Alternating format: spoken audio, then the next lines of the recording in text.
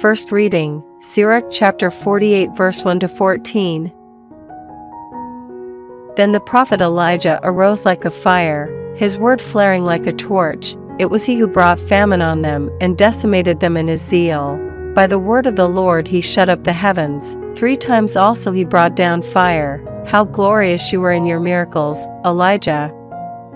Has anyone reason to boast as you have? Rousing a corpse from death, from Sheol, by the word of the Most High, dragging kings down to destruction, and high dignitaries from their beds.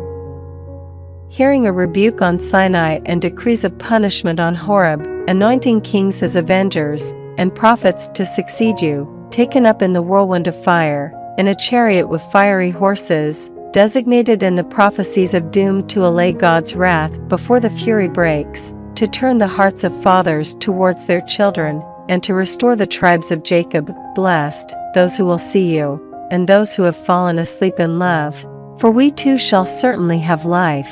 Such was Elijah, who was enveloped in a whirlwind, and Elisha was filled with his spirit. Throughout his life no ruler could shake him, and no one could subdue him. No task was too hard for him, and even in death his body prophesied. In his lifetime he performed wonders, and in death his works were marvelous.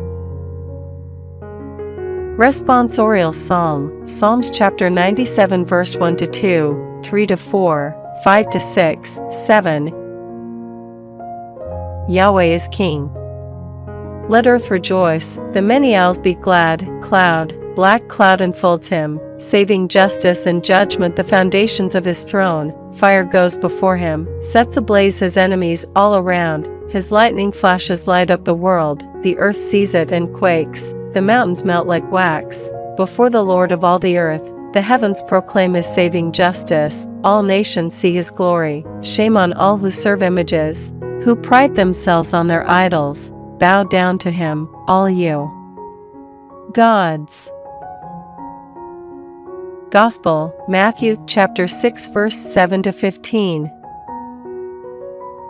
In your prayers do not babble as the Gentiles do, for they think that by using many words they will make themselves heard. Do not be like them. Your Father knows what you need before you ask him. So you should pray like this: Our Father in heaven, may your name be held holy, your kingdom come, your will be done, on earth as in heaven. Give us today our daily bread, and forgive us our debts, as we have forgiven those who are in debt to us, and do not put us to the test, but save us from the evil one. Yes, if you forgive others their failings, your heavenly Father will forgive you yours. But if you do not forgive others, your Father will not forgive your failings either.